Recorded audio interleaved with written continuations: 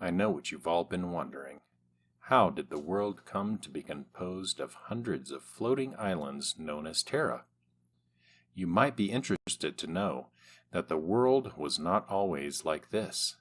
In fact, at one point, the world was a sphere of a more traditional sort, complete with a moon. At the time, there were four primary races: the Clockworks, the Astrum, the Asper, and the original gods. Out of the four races, the original gods were the only race that had the ability to use magic. The original gods were energy beings that lacked a physical form. This made them impervious to many troubles of the other races, such as danger from monster attacks and the threat of starvation. The original gods were sympathetic to the plight of the physical races and attempted to help them by sharing the gift of magic.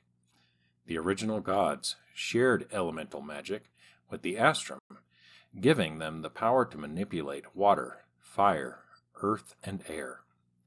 With the Asper, the original gods shared a different form of magic, which has since been lost to the ages. Unfortunately, the original gods' efforts backfired as the Astrum and Asper quickly grew jealous of one another's gifts. The two civilizations dissolved into a perpetual state of war. As a result of this, the original gods grew increasingly hesitant to share any more of their magic. This did not slow down the fight between the Asper and the Astrum, however. The two civilizations resolved to study magic on their own. The Astrum made many advances in elemental magic. These advancements took them farther than they had ever thought possible, even allowing them to build a civilization on the planet's moon. Meanwhile, the Asper used their own advances in magical knowledge to develop gate magic. This allowed them to travel to the other side of the world in the blink of an eye. It was quite a surprise to their enemies. This advancement turned the tables in the war with the Astrum. As the Astrum were tottering dangerously on the edge of defeat, they discovered a mysterious jet-black crystal.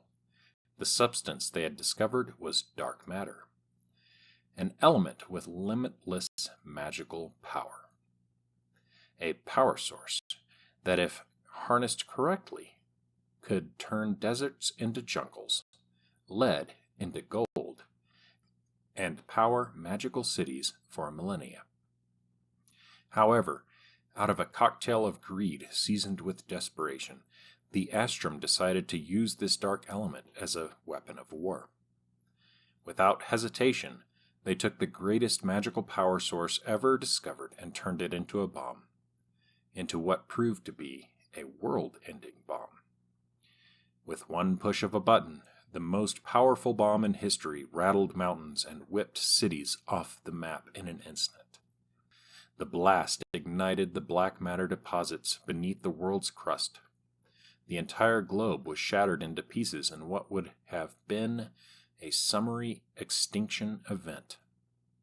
However, seeing what was about to happen, the original gods sacrificed themselves.